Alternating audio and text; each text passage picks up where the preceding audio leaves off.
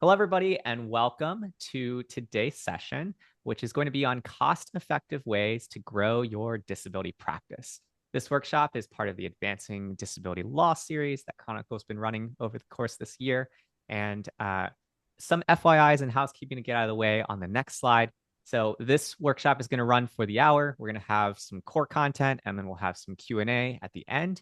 If you have any questions along the way, the easiest way to make your question get seen is by just adding 2 hashtags in front of it. Makes it easier for it to pop out in the Zoom chat. Feel free to drop them out in throughout the course of the chat. That way, we can tackle them all when we open up the Q&A at the second half. Also, there is a recording for this. We are going to summarize everything and post it for key takeaways on our site afterwards. So don't worry about missing a certain section of this presentation. All of that will be logged. And this is really just Jim's session. So it's going to be practitioner level content throughout. And that's what you'll see. In the next slide, in case it's your first time joining us for a Chronicle educational webinar, we are Chronicle. What we do is we watch the ERE so that you don't have to. We are providing daily checks of the ERE and e-file across every single one of your cases, flagging what's changed. And we're built only for disability practices. So it's pretty much something that allows you to just go from being a reactive firm to more of a proactive firm. Trusted across the disability community. We work with over 150 firms and 2,800 disability professionals.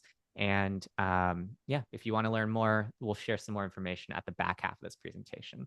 But going into today's session with Jim, here is what you're going to learn by the end of today's workshop. We're going to talk about what the referral gap is and how do we even close that gap, what relationship-based client development actually looks like, some low-cost digital channels that you can apply to your disability firm today, as well as where to focus first when it comes to prioritizing your growth strategies. With that, a quick introduction from me. I'm Will. I lead the events and partnerships at Chronicle, and I'll be monitoring some of the Q&A later today. And I'm really excited to bring Jim Brown to the stage. He's a NOSSCR Lifetime Achievement Award recipient and a longtime attorney consultant who's spent decades helping disability firms grow through referrals, relationships, and just really smart, low-cost marketing. What I appreciate is any time that we've seen Jim at the conferences, he's always sharing about the different tactics and passing his knowledge forward to the next generation of disability attorneys. So Jim, go ahead and feel free to take it away from here. Okay. First of all, I always like to remind people, if you don't have clients, all you have is a hobby. So we need to help you get more clients. A couple things in the beginning. I know there are some non-attorney reps in the audience today. When I say lawyer, I'm also including the non-attorney reps, but I don't want to constantly be saying attorneys and representatives. So you're included when I say attorneys or lawyers. Before lead gen and social media, I was bringing in 220 new clients per month. 50 a month were from television. The rest were from a variety of different sources, many of which I'll discuss today. Something to remember when you're doing your own marketing. If everything you try works, you're not trying enough. My first recommendation to you is don't be as crazy as I was. Twice a week, I would have my first appointment at 6 a.m. I would have 6 clients signed up by 9 in the morning. People with disabilities all say they can't sleep. A lot of them would ask for early appointments. So I would say, how about 6 a.m.? Even the ones who didn't want an appointment at 6 a.m., and that was in the days when they all came to the office, would all be impressed that I was working then, and they would tell a lot of their friends that I was working with then. Secondly, I'm not a good sleeper. So people who left a message that it was an urgent call and they didn't say why, or clients who were PITAs, which is a pain in the ass, would get a call from me at 3 in the morning. And I'd say, this is Jim Brown, I was working on your case now, or this is Jim Brown, I just got your urgent message. And I would call them. In almost 53 years, not one person ever got mad at me for a 3 a.m. call. They were all happy that I was working at that hour. And I would venture to say that about 75% of the people that got called at 3 a.m. have referred clients to me. So if you can't sleep, give people a call at that hour. You'll have a lot of fun. My wife said my best smile was always when I put my head on the pillow after making a few 3 a.m. calls. It's hard to do it the first couple times. Once you've done it and you see people don't get mad, it gets easier. Now, are your new clients coming in too slowly? Do you want your practice to take off? Do you want it to soar? Let's start with this. What is it? It's plain old white bread. There's no substance, there's no nutrition, there's nothing in it. You don't want your practice to be like that. You want your practice to have some substance. You want some meat in your practice. I recommend that once a year, you give your employees what I call the white bread speech. Sometimes you have to give it to yourself too. And you talk about why you have your practice. What made you do this? You're changing people's lives. You're doing this for a reason. You're helping people live a better life. You're giving them dignity and respect. But your employees have to know this. Put your heart on your sleeve for your staff and for yourself. And that's marketing. That's letting your staff know that you're not just sitting there listening to people complain. You're helping people. You're making a difference in their lives. And if your staff knows that, if you remember that, you're doing a better job for your clients, but you're selling yourself better too. You need a marketing plan. If you do any one or two of the things I suggest, you don't have a marketing plan. You have to sit there and say, what am I going to do? And write it down. Am I going to send press releases? Am I going to make speeches? Am I going to spend money on ads? But write it down and constantly be modifying it.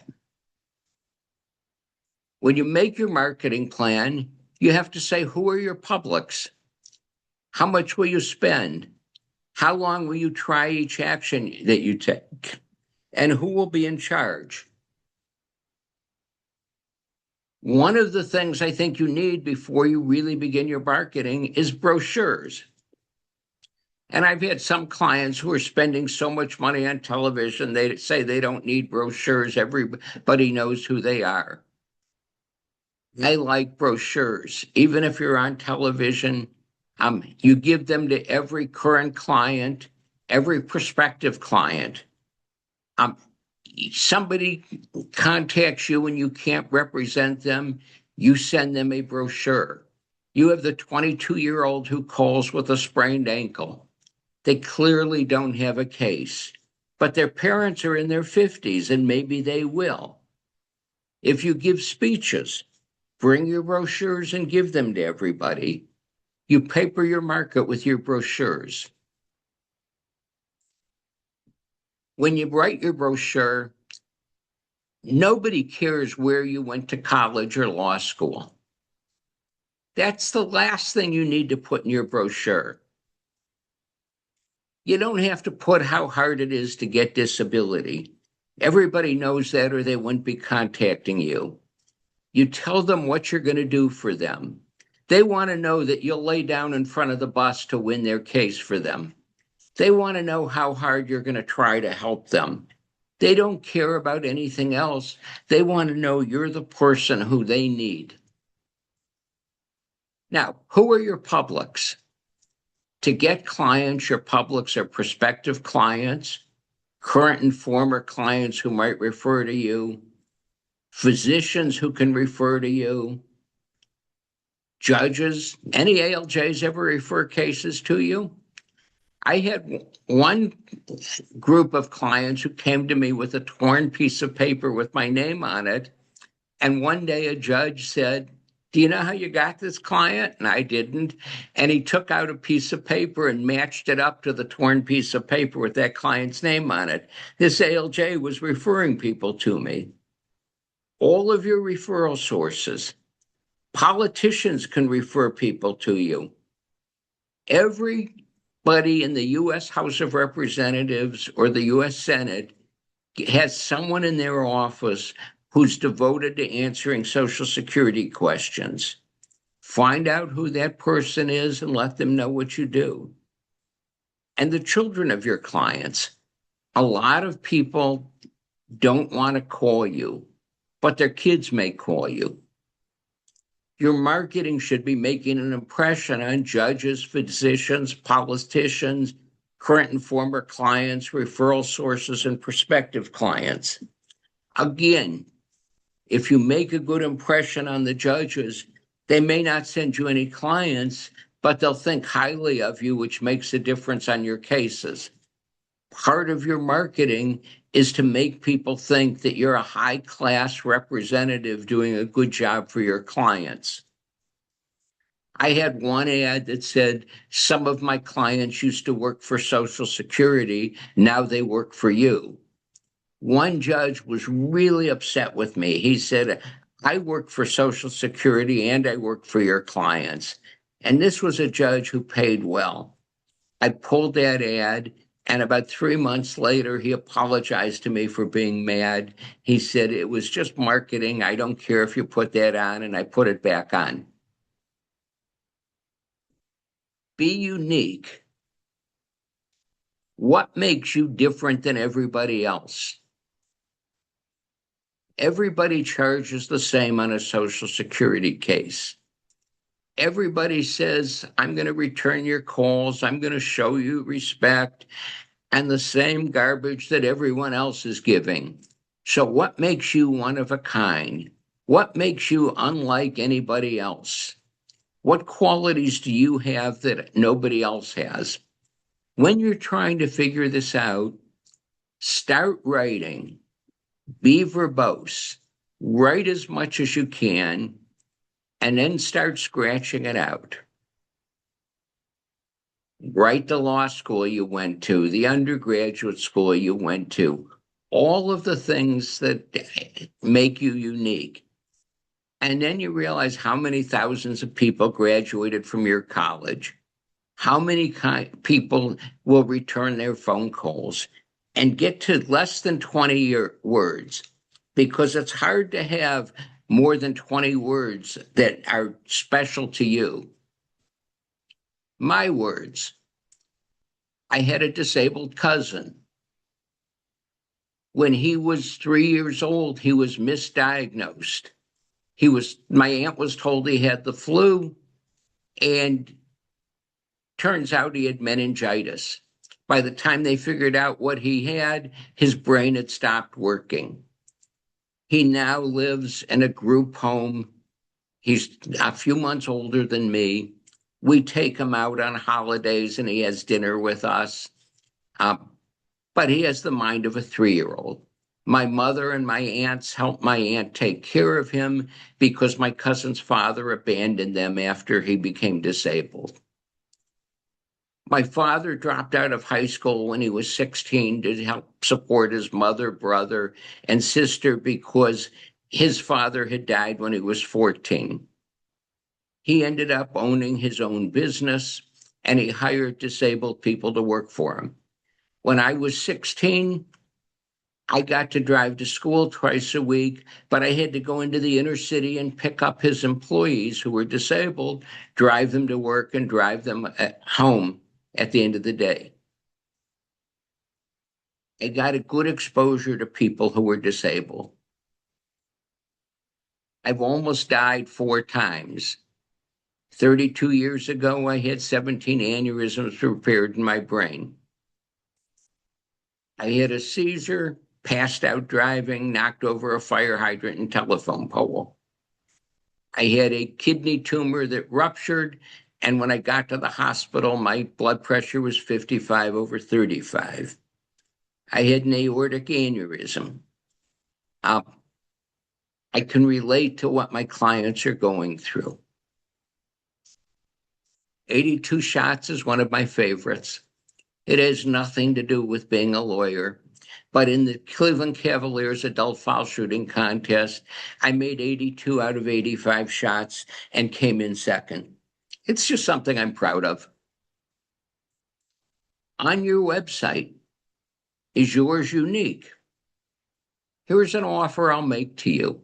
If you want to try writing why you're unique, and you can get it down to 20 words, if you even get it down to 30 words, and you want to email it and discuss it with me, give me a call. I'll help figure out what we can do to get it to less than 20 words and make a statement that you can use to identify yourself and what makes you unique. That's important. You have to be unique to market yourself. Is your website unique, or does it look like everybody else's? I looked at a lot of the websites of people who were on this call today, on this Zoom today. You all went to college. You all have experience. You all know it's hard getting through the system, and you're all going to show people respect if you represent them. So what you're going to get is the scraps of the people who look at you. Most people on the internet will go to 5 sites before hiring a lawyer. What's going to make yours special? What I recommend is tell a story. Tell something. Tell about some people whose lives you've changed. Tell something about your background. On my webpage, I tell about my father and my cousin. Do you have a video on your webpage? On your video, if you have a video, welcome people and tell them how you're going to help them and tell them how important it is for you to be helping people. One of the lines that I've had a lot of my clients use on their webpage, both in words and on their video, is, "I'm accepting new clients now." It creates a little urgency. People think maybe next month, they won't be accepting new clients, so I better call them right now. Your video has to be exciting. Make them stop at yours and make them stay on yours. You want yours to be exciting enough that they're not going to go look at 4 more. And be yourself. Don't try to be like anybody else. Be who you are. That's where being unique is important. If you figure out what makes you unique, you're going to get people spying into you. If you're purchasing internet leads, you have to respond quickly. This again is where people are going to 5 sites. The internet leads are on a lot of websites. You have to respond to people within 5 minutes. You get no branding when you do internet leads. The effectiveness depends on how you handle them. People are filling out why they think they're disabled. They're going to tell you the last thing that happened that made them stop working. You need to find out everything about them. If somebody said, "I stopped working because I had a back surgery," they may not have put in that they had a stroke 2 years ago, or that they have heart problems, or that they've been seeing a psychiatrist for 6 years. You need to find all of that out. There's more to find out than what they put on that internet lead. But if you don't answer within 5 minutes, you may have lost them to somebody else. I know one person who hires high school students, and they work in her office from 5 p.m. to 10 p.m. And the internet leads that come in between 5 and 10, they answer within 5 minutes of when they come in. They get all the information. They know what to tell the people, and they make them an appointment when they'll be called back in the morning. They have an incredible success rate of signing up people. When you're doing your marketing, think outside the box. If you think like everybody else, you're going to be like everybody else. Think differently. Be bizarre. Think of the most unusual things you can think of. One of the greatest lines I ever saw was my tongue got twisted, a fruit truck in New York City that had on the side of it, "Our fruit isn't spoiled, but our customers are." For 25 years, I've thought of how could I use that to sell a law firm, and I haven't come up with a way yet. But do it. If you're going to do television advertising, be yourself, sell yourself, play to the market. Don't put ads on like everybody else. For one client, I wrote a TV ad that said, "When I got out of the Army, I became a construction worker. I saw my friends that I work with become injured and disabled. That's why I went to college and law school. I wanted to help my friends that were disabled get the benefits they deserve. I'm so-and-so, and I'm dedicated to helping the disabled." Dedicated to helping the disabled is a trademark that I own, but I licensed it to him to use on his ads. Another ad I wrote was somebody who said, "When I was young, my uncle was diagnosed as being bipolar. He had to move in with my grandmother, and I watched her fight to get him his disability benefits. That's why when I became a lawyer, I wanted to help people get the disability benefits they deserve." Those people made it personal. They told a story instead of just being like everybody else. If you're unique, if you're personal, if you're yourself, you can sell yourself. One of my most successful ads was one where I had a pure dark background, a spotlight on me that came close, and the camera came closer with every sentence. And it said, "My grandfather was an immigrant. My father was a dry cleaner. They taught me to respect everyone, especially the injured and disabled. You deserve respect. I'm James Brown, and I was president of the National Disability Bar." And I went on. My mother cried every time she saw that ad. But it got me an incredible response because I didn't say until the very end what I did. I was just emotional doing it. And it worked. A lot of people turn down claimants with addiction problems. I get about 5 a month with addiction problems. And I have some addiction centers that refer them to me. But before they do, they get the people 10 appointments with a psychologist who will fill out a medical source statement for me. And they get them a physical to see if they have any physical problems. And I get cases where people from DDS will call me up and say, "You got us again. You've got somebody using cocaine who meets the schizoid listings, so you get another favorable decision." You can win addiction cases. They have to be handled differently. On every addiction case, I get their high school records because the psychologist often writes in their reports or in their notes that they had these problems long before they became addicted. Addiction centers are great places to get referrals if they'll play with you properly. What do people dislike most about you? You have to understand that to sell yourself to prospective clients. Some of you are thinking they don't like that people don't return phone calls. They don't like that we're charging a fee. What they dislike most about you is that they had to call you, that the process is so difficult that they needed a representative, and they resent that. So treat it differently. The person who has to answer their phone call has to say, "It's a shame that you have to call here, but that's why Jim started this practice, so he could help you get the benefits you deserve." Be empathetic right from the beginning. Make a difference. Be understanding. And break down that barrier right from the beginning. When you're marketing, do it with passion. Don't be blasé.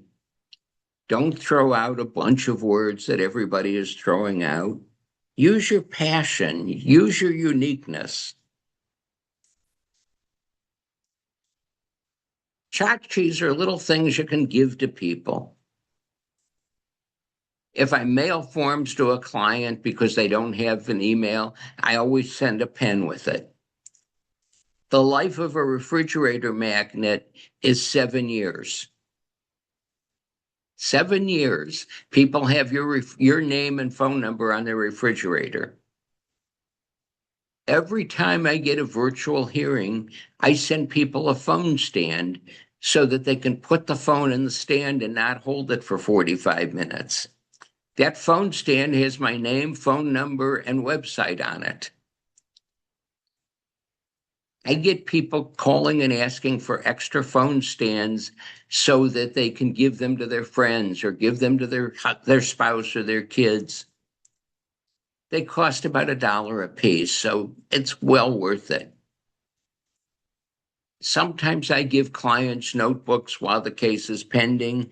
I always give them to them after the case is over, which I'll explain later why. But a notebook with your name and your phone number and your email address is invaluable.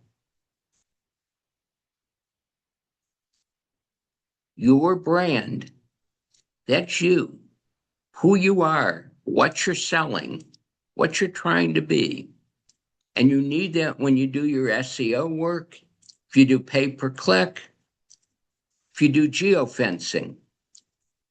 I have a couple clients that do geofencing so that when someone is sitting in the Social Security office and they open their phone, their webpage pops up. That costs about the same as a pay-per-click, but they're getting their market. A couple of them tried it at urgent care centers, and they found they were paying for a lot of people they didn't need. But if you do it so that if you've been in a grocery store and you open your phone to check on something, you'll see you get a lot of ads for other things. That's geofencing. You can do it so people in the Social Security office look at your webpage. It's well spent money. How about a funeral home for referrals? Sounds crazy? I would get 20 to 25 clients a year from funeral directors. People go to a funeral home to plan their funeral because they're disabled. The funeral director would say, "Are you getting disability?" If they weren't, they would refer them to me. It was a great source. If you're an attorney who gets referral fees on PI cases you refer out, I also got a few wrongful death cases that I'd get a call in the middle of the night from the funeral director. I'd meet the people and refer out a wrongful death and get a referral fee. It's a great source that you don't think of. People advertising on TV aren't advertising to the funeral directors. You can be the only one in your market. One of the toughest speeches I ever gave was to the Northern Ohio Funeral Directors Association's annual dinner. Try coming up with a couple funny stories for funeral directors. Pharmacists are great sources. Pharmacists know who's lost their job, who has new health problems that are keeping them from working.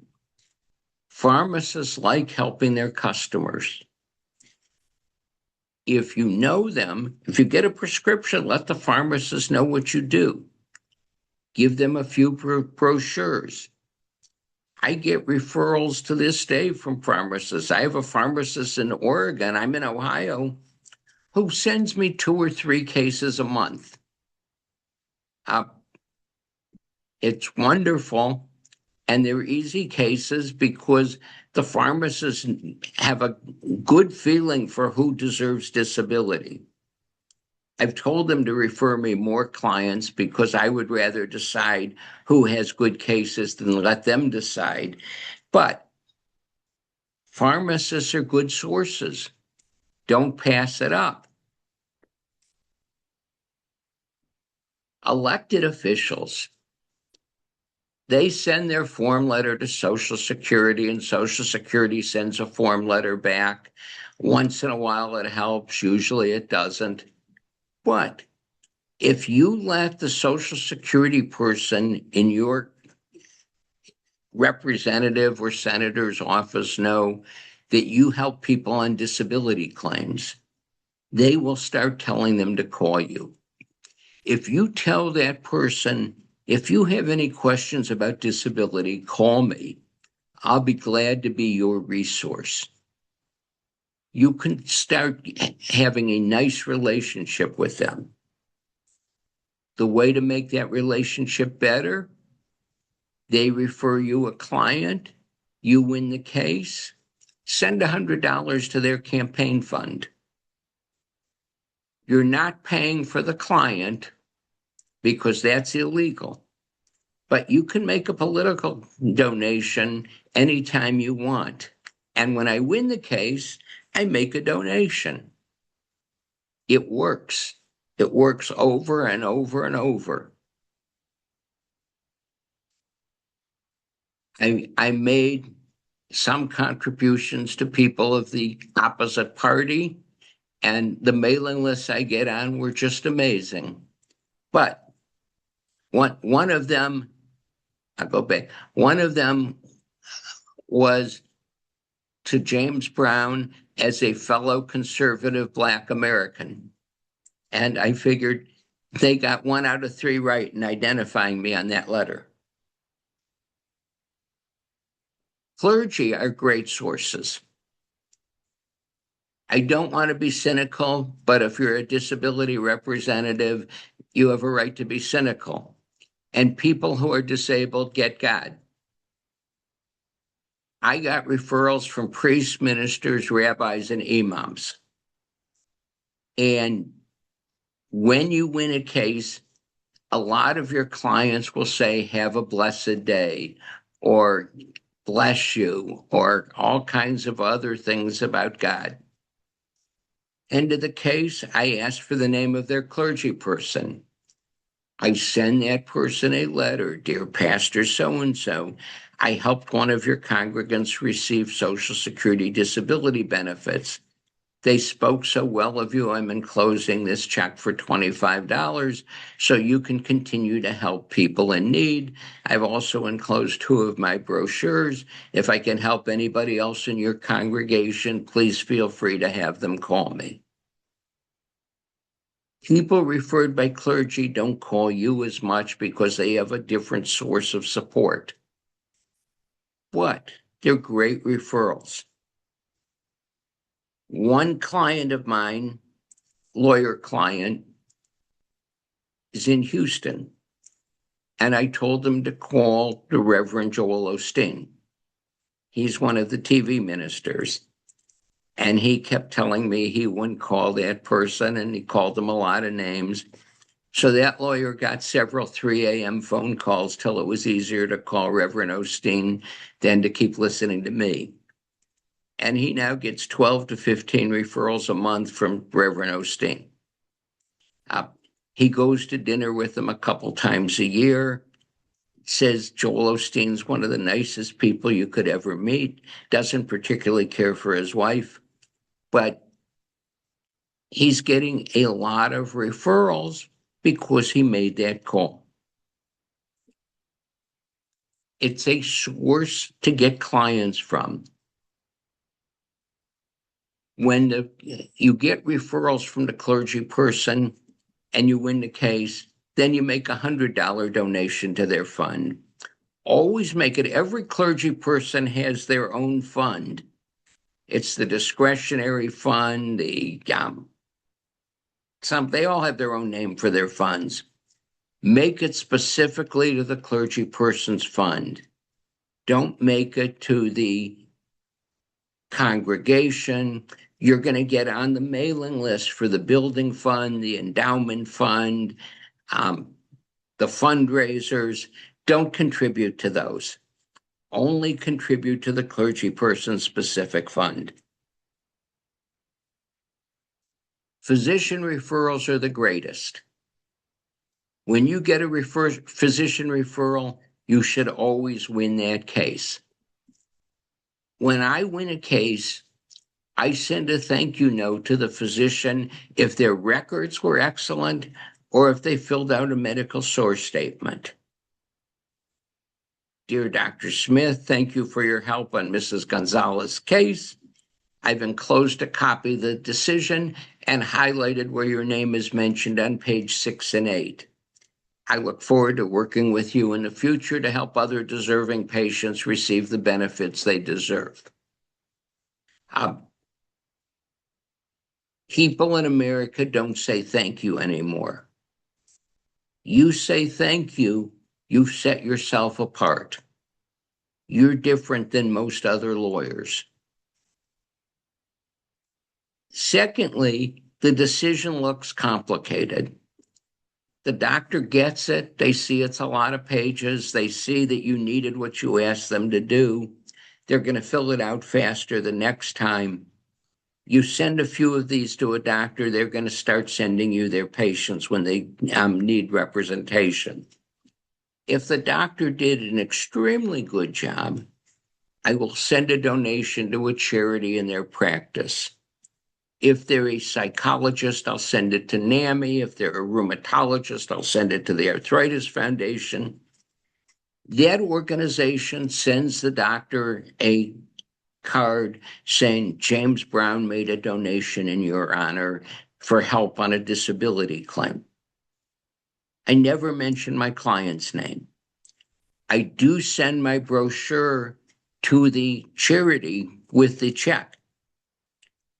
The organization, the Arthritis Foundation, now knows I represent people on disability claims. They will put me into their resource file. Somebody calls them about disability, they'll send them to me because I'm there as the person they know handles disability claims. Once you've gotten a few referrals from a physician, you ask if they need a speaker at one of their meetings. You can then talk to them. The key is, do you want somebody to speak so we can teach you how to help your patients get disability without needing a lawyer? Without needing a lawyer is the key to breaking through and getting to speak to them. Once you've done that, you've made the inroad. Everybody's going to still need a lawyer, but you make that speech and you break through. I always tell my lawyer clients, look at the cost per new client. Whether it's from television, how much did you spend on advertising? How many clients did you get? Same with lead gen, SEO. What are the number of clients, the cost per source? Most people don't look at what was the fee from each source. So it cost me $300 per new client from television, and my average fee was $5,000. It cost me $200 per client on lead gen, and my average fee was $6,000. I should spend more money on lead gen then. Look at your return per dollar spent, not just the cost per lead. I like to get an annual report of where my clients came from. If any client sent me a lot of clients, I will send them a $100 gift certificate to the grocery store in November with a nice thank you note, or tickets to a sporting event, but something to say thank you. Again, I'm not paying them per client. I'm giving them a thank you note, thank you gift. Most people who say I get a lot of referrals from current and former clients are getting 10 to 13% of their referrals from current and former clients. You should be getting 50% of your current and former clients referring to you. How do you make this happen? Start by sending a thank you note when a current or former client refers someone to you. That's important. Send that thank you note. Don't overpromise anything. Make sure every client knows their case is a tough one. Do what you say. Ask people to refer to you. Be polite on the phone. I can't tell you how many firms have staff members who aren't polite. Show respect to your clients. Your clients aren't dumb, they're not educated, but they're smart. So treat them with that respect. There are some people who spend some money on Facebook getting clients. It works if you do it right. There are some advertising companies who specialize in Facebook. I would use one of them. I wouldn't use a general advertising company to do that. The same with X. I have my clients sign a client firm agreement. If you want to see what it is, email or text me and I'll send it to you. But it says I authorize my attorney to send a thank you note to the person who referred me and to send a copy of the decision to the physician. I had somebody once be upset that I sent a thank you note to the person who referred me. So it's part of an agreement I have. Social Security says you can't send a copy of the decision to anyone unless the client says they've agreed. So they sign that as part of signing up with me. How was your phone answered? You have 30 seconds to make a first impression. So you answer your phone politely. I don't like a computer answering your phone and saying, press 1 if you're a new client, press 2 if you're an existing client. The person who answers the phone should say the firm name, their own name. They should have a pleasant voice. They should know that you want to help them. And every person who talks to a client should say that person's name 3 times. That way the person knows they're not just a number in your system, they're a real person. If you meet a client, shake hands with them. When I shake hands with somebody, I look at them long enough that I see the color of their eyes. I never remember the color of their eyes, but that's how long you should look at someone. Too many people shake hands and don't look at somebody very long. It's just a little thing, but it's important. You should be communicating with your current clients 12 times a year. When you get a notice from DDS or from OHO, let your clients know you got it. When you got medical records, I received the records from Dr. Smith. We'll process them in our usual manner. There's no need to call the office at this time. When nothing is happening, send them a questionnaire.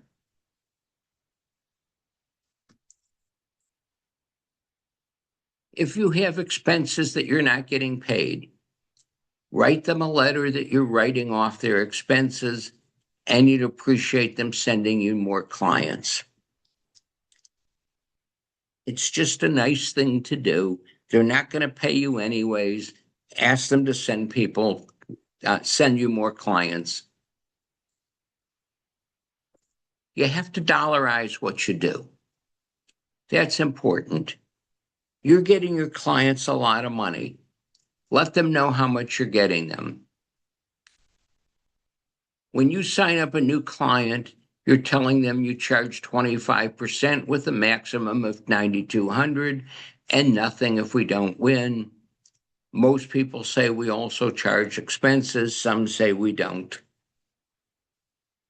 But let's assume your client is 55 years old, has 2 years of past due benefits, $2,000 a month.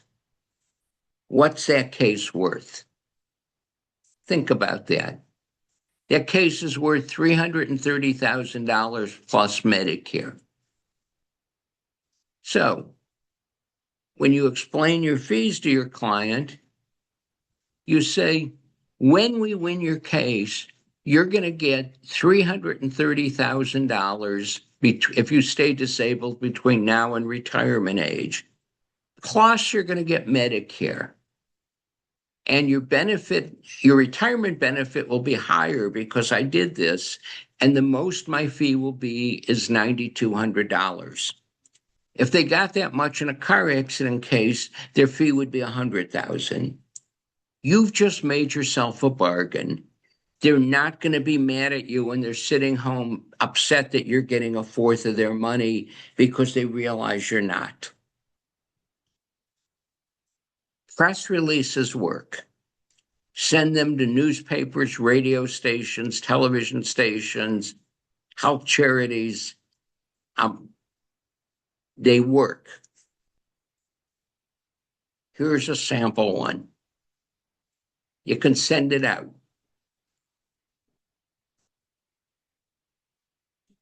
You can send out a press release that says, I won a case for somebody with arthritis. Their past due benefit's going to be $95,000, and they will receive $300,000 if they remain disabled. And you send it to the Arthritis Foundation.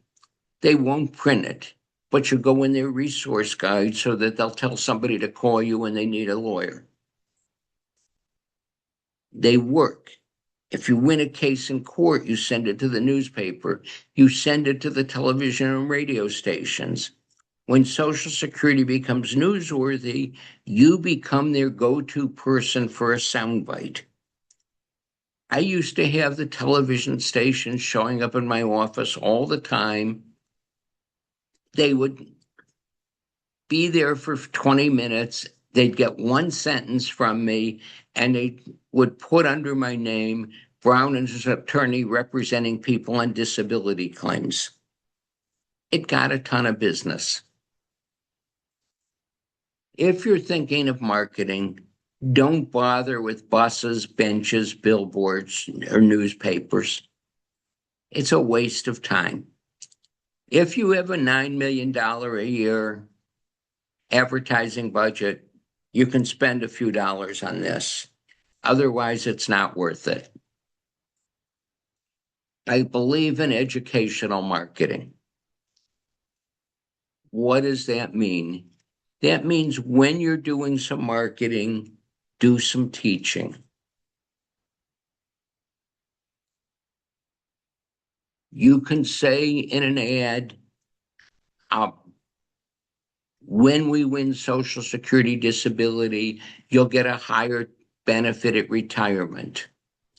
When we win your disability, if you have minor children, they're also going to get a benefit. You can teach that disabled adult children can also get a benefit. When we win disability, we only have to prove you can't work for 12 months. It doesn't mean you'll never work forever. You can teach in your educational marketing that if you're over 50, you have a different standard than you're under 50.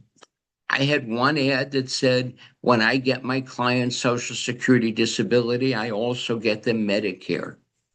I had people calling me saying, I'm hiring you because I want my Medicare too.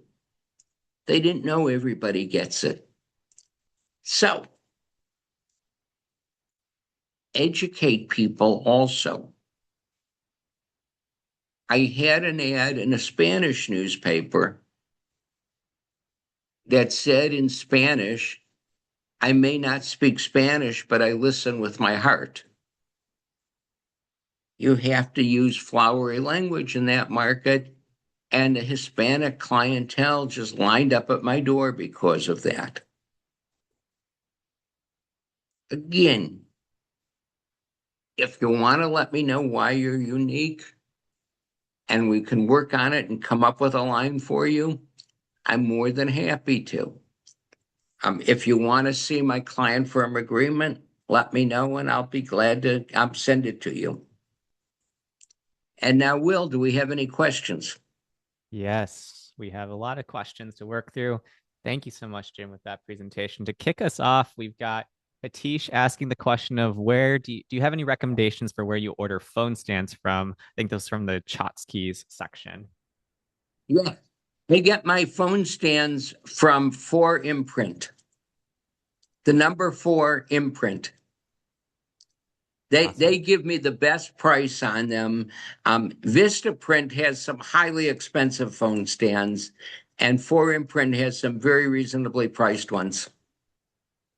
One other tip that I'd add there is these promotions companies often quote match. So if you shop around, they will often match there. Yeah. Ned was asking a question of for referrals from attorneys, like other workers' comp side of things, are you paying a referral percentage? And if so, how much? I do, and it's negotiable. The people who are getting workers' comp, I usually pay a 10 to 15% referral fee. If it's referred by a workers' comp attorney, but they're not getting workers' comp, I'll pay 25%.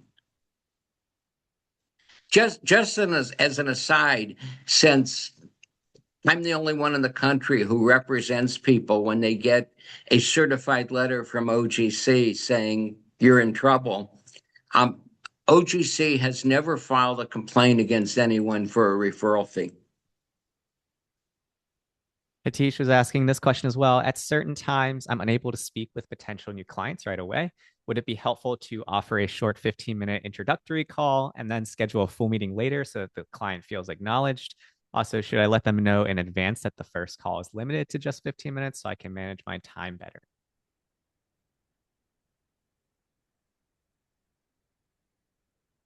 I would, in that 15-minute introductory call, send them the forms to sign. Email them the forms. You can always withdraw later on. But if you give them that introductory call and don't schedule that first appointment to finish it within 24 hours, you're going to go somewhere else. So get the forms, get them signed up. When I had my practice where people had to come into the office, everybody was asked if they called before 2:00 in the afternoon, they were asked if they wanted to come in now. And 70% of my clients were in within 24 hours. It's so much easier being able to email the forms to them and get those forms out and get them signed up right away. Rich was asking if you ever represent Spanish speaking clients. I do. And usually I can understand Spanish. I had 7 years of Spanish. I don't speak it well anymore. I understand it moderately well. I like it when they have someone who speaks English with them. I'm also good enough at it to know when the interpreter is doing a terrible job. Such as I had one case where my client was talking about hemorrhaging, and the interpreter at the hearing said he had hemorrhoids. And interrupted and asked the judge to go back and question the interpreter more carefully. Makes sense. Travis had a question, which is for a firm that's just beginning to scale, what are the top 5 priorities to invest time and money in, ranked in order of importance? The top 5 priorities to bring in new clients? To invest time and money in, yeah, when they're starting to grow. Well, first of all, if you're just starting, you should go to NOSSCR's New Gen Conference in September in Pittsburgh. But secondly, top 5 priorities. One of the things I didn't mention, early in my practice, I first of all won't represent anybody I don't like. And early in my practice, even to this point, 53 years later, I would go to funerals of clients or family members uh, because I like them. And if a client's father or spouse dies, I would do that. And sometimes I was the only Caucasian at a funeral. I did it not to get business, but because I was there paying my respects. But it was great for marketing too. Um, Top priorities are get out in the community, let people know what you do. Um, and that's really 1 through 5 rolled up into all of them is uh, if you're starting out, probably some lead gen is the best way to get some business, but you have to spend some money. If you don't have the money to spend on lead gen, then let the various health charities know you're willing to go to support groups and talk about disability. You'll give a 15 to 20-minute talk. You will get a few clients out of it each time you do that. I used to, over the course of a year, be at every arthritis, MS, and diabetes and NAMI workshop in Northern Ohio. And once a week, I would go to a different workshop. They were always either late afternoon or at 7 at night. And it would be a 15 to 20-minute talk. And then I would, after that, I would have about 15 minutes of answering questions. And it would be 3 or 4 clients. There would be about 20 people there, 3 or 4 clients within the week. And then over the next several months, it would be 3 or 4 more clients. So, I mean, I know that we're at the top of the hour, so I want to cover some of these slides just to make sure we cover that, and then we'll go back to the rest of the questions in the chat. First things first, Jim, if you can change the slide here. In case you want to learn more about Chronicle, just see what our ERE monitoring platform looks like. You can check us out at chroniclelegal.com/demo. We also have our next session in 2 weeks for our peers in practice. So that'll be small groups of disability practitioners like yourself, where you can talk shop. It's essentially water cooler talk, but virtually across the country. And if you have any questions or are looking for the replay later, you can contact us at hello@chroniclelegal.com. In the next slide after this, just a reminder, I'll put it in the Zoom chat, but essentially, Jim, if you can change that slide for me real quick. You can RSVP for our next Peers in Practice on our events calendar. That's on chroniclelegal.com/events. And then with that, on the final slide, I'll start going over the rest of these questions here. If you want to contact either of us, though, Jim's website, attorneyconsultant.com, our website, chroniclelegal.com. And if you can share feedback in the chat, I'll share all of the feedback that you guys submit to Jim. And so that's always very helpful for our presenters, just to hear about what you thought of today's workshop. All right, Rich had another My question email for is you. jim@attorneyconsultant.com too. Great. And you can contact Jim at attorneyconsultant.com. One question that Rich had for you is, do you have retainer paperwork in Spanish and other documents? I don't. I should. I don't represent enough Spanish-speaking clients to have retainers, but I have a few clients that do, and I recommend that if you have a large clientele speaking a different language, you have a retainer in their language. I have one client who has a lot of people who are Hmong, which is Asian, several with Spanish-speaking clients, a few with a lot of Vietnamese clients, and they have retainers in their language, because otherwise people at the end of the case could say, I didn't know what I was signing. Got it. Next question is from Beverly. Are there any differences in marketing for English versus Spanish marketing to grow your newer firms? Yes, if you're marketing to a Spanish-speaking clientele, you should make it more beautiful. The English language is a little crass, and the Spanish language is beautiful. The Spanish-speaking market wants you to be more flowery, more beautiful, kinder in your marketing, and that's the best way to do it. Rhonda's asking if you can address support staff or programs to use. I didn't hear you. Yeah, can you address support staff or programs to use? I'm assuming for just general recommendations around some of the things that you've shared here today. For support staff? Yeah, so like how to get support, I'm assuming, to execute some of the strategies that you've talked about today. A lot of it is just teaching them. There are some mystery caller companies that will call in and then give you an evaluation of your support staff too. It's a matter of also asking your clients how the support staff was for you. Some firms will send a questionnaire to clients when the case is over. When I consult for firms, I sometimes will have someone call between 8 and 10 current and former clients and interview them about everything from the first time they called to communications while the case was going on to how they feel about the firm now that their case is over.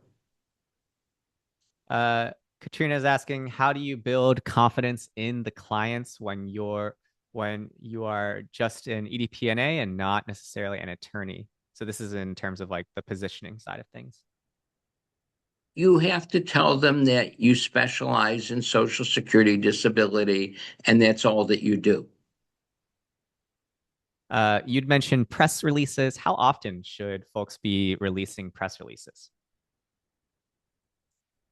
Every time you win a good case, send a press release to the health charity for that kind of condition your client has. If you win something that's unusual or extraordinary, send it to the media. Again, never use your client's name. But if you won a case, I just won one where my client got 5.5 years of past due benefits on a second remand. I got the case after it had been remanded once. It was with the first two hearings were with a judge who paid 8%. I sent that press release to the local newspaper and the radio and television stations too. And one of the TV reporters called me and we talked about it. They're not going to do anything on it now, but they are trying to build a story on Social Security disability, mainly on the one judge who pays 8% and the other judge who pays 12%, who happen to be husband and wife. For folks that have smaller practices, why do they need marketing plans instead of just trying a few of your ideas? Because if you don't have a marketing plan, you're going to get the scraps from the bigger firms. Your marketing plan doesn't have to be anything exotic, but you have to put an hour a week aside to plan marketing and say, am I going to send press releases? Am I going to make speeches?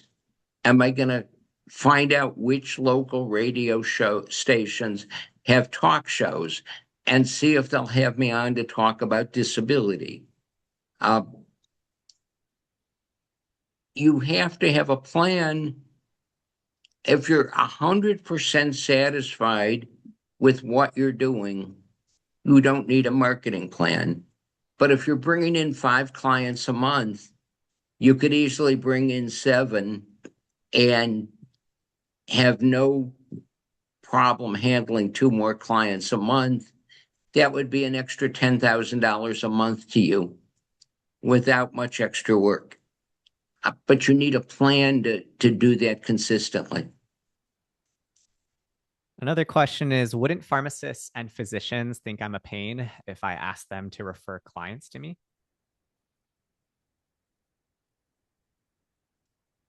Most don't, a few do. When you get your prescription and or your vaccine and you say to the pharmacist, I represent people on disability claims.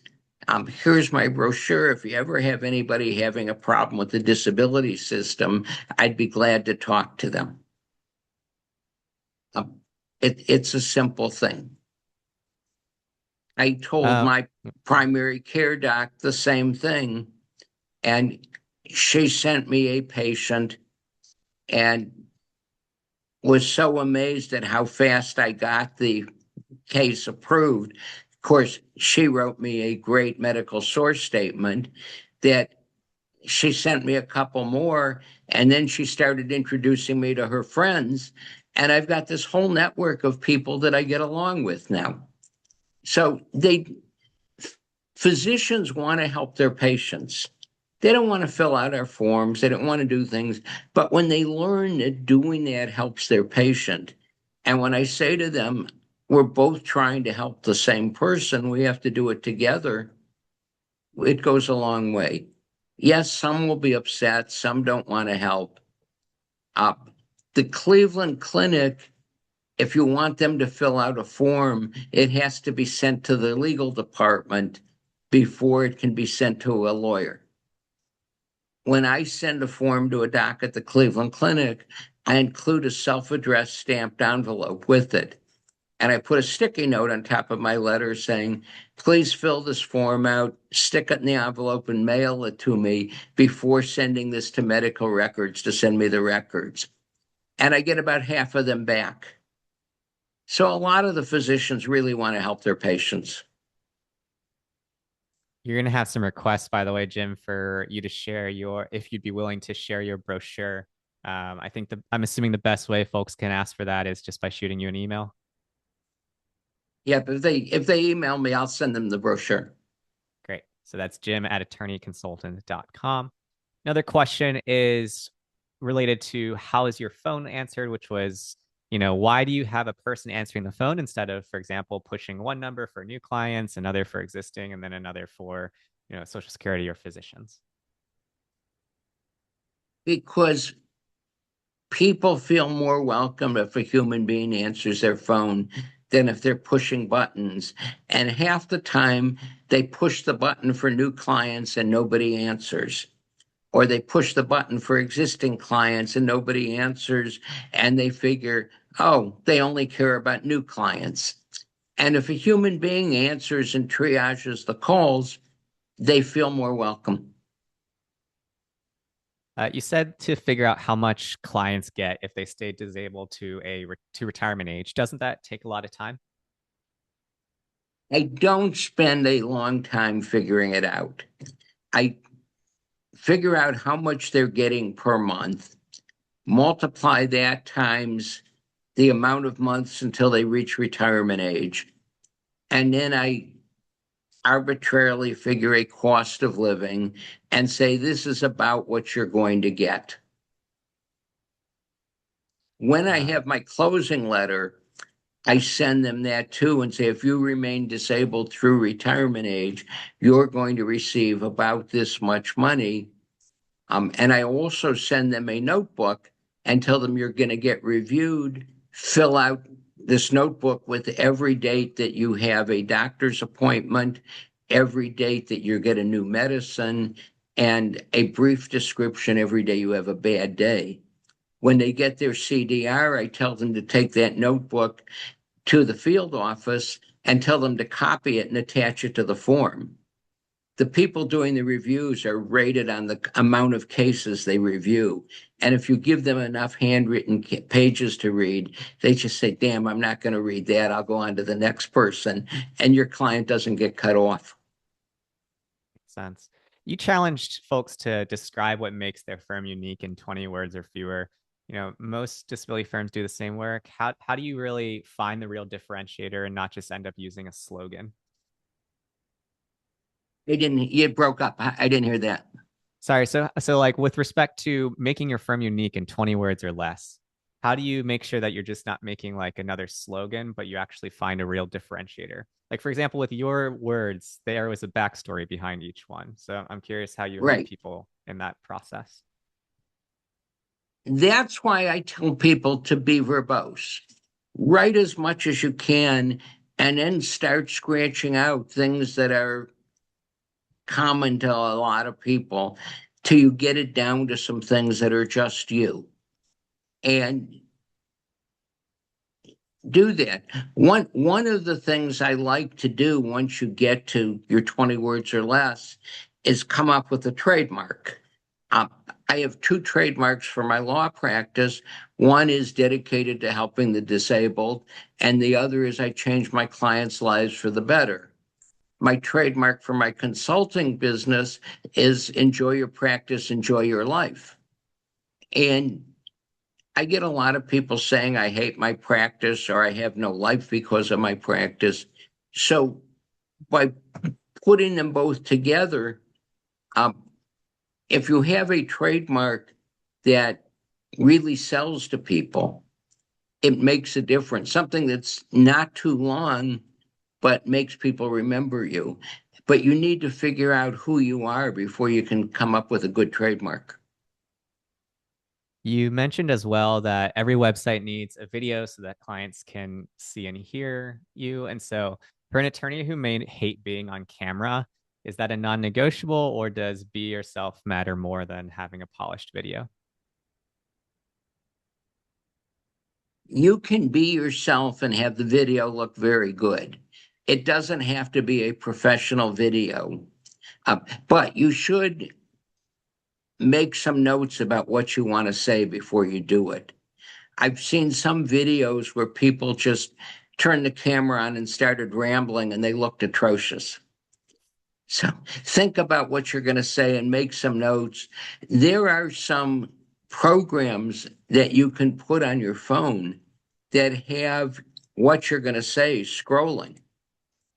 So you can actually have your whole script scrolling in front of you. It doesn't look like you're reading it because you're looking right at the phone as you're talking. Mhm. Beverly was asking if you have any tips for people that also have other practice areas, or should we separate disability? You don't separate disability. A lot of what I said applies to everything. Uh, one of the things, let's say your other practice area is work comp. You have a link to you have different keywords. Keywords don't work anymore. You need blogs and you need a lot of fresh content regularly to get people to go to your website. Um, if you win a workers' comp claim, you want to write the physician and tell them that their bills will now be paid.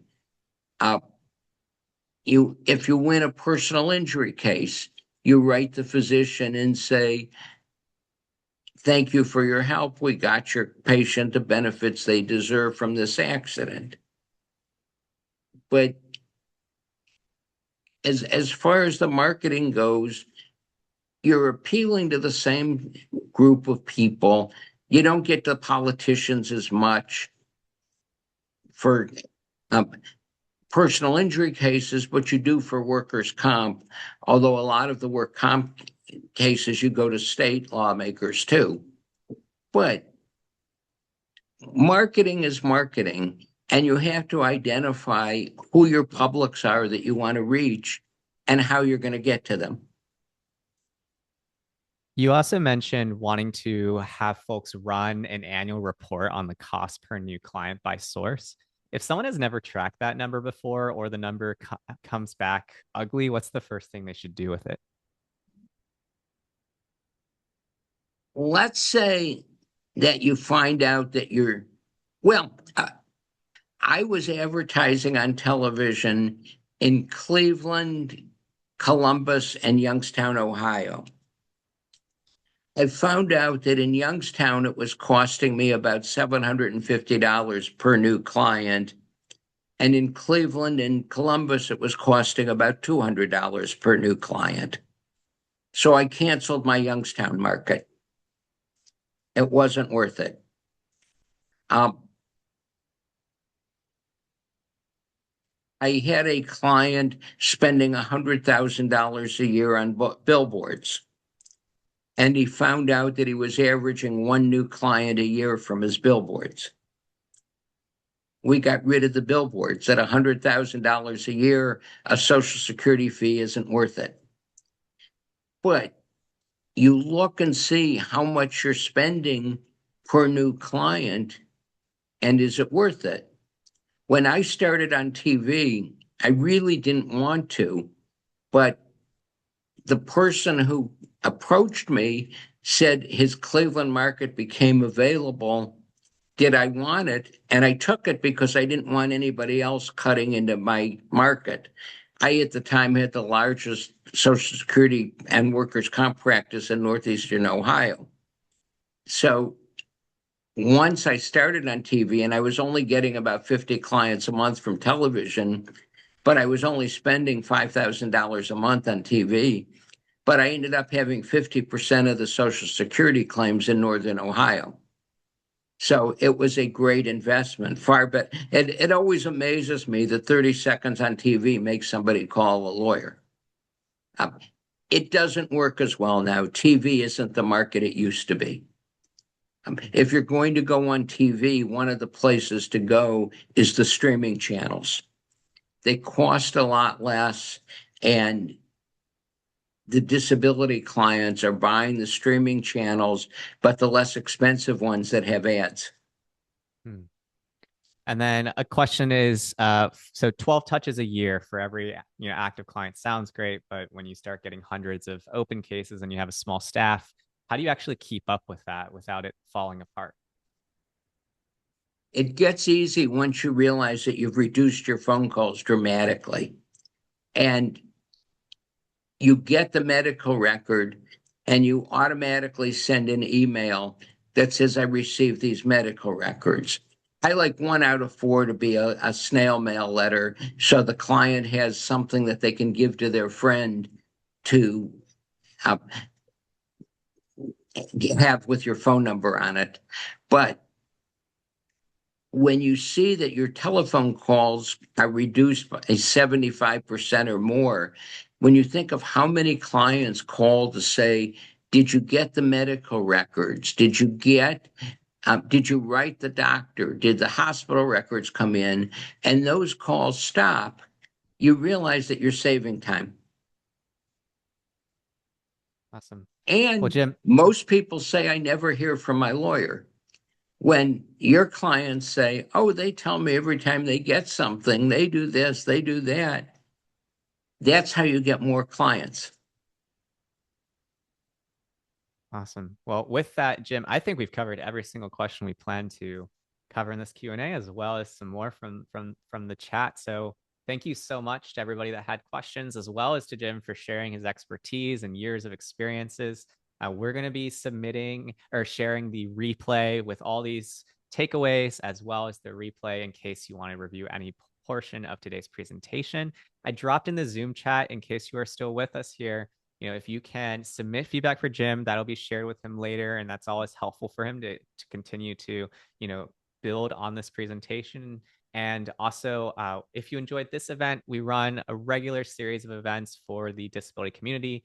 Our next one is actually next week. We're going to be hopping over to the Formidable folks and doing a presentation with them on how you can grow for high volume disability firms. I put the registration link for that there. And then in 2 weeks, we'll be coming back together in our next roundtable.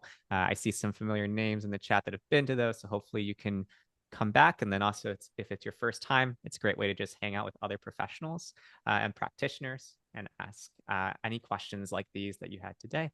Other than that, thank you so much, everybody. And I hope you have a great rest of your Thursdays. Goodbye, everybody. Have a good day, everyone. Thanks, Jim. Bye.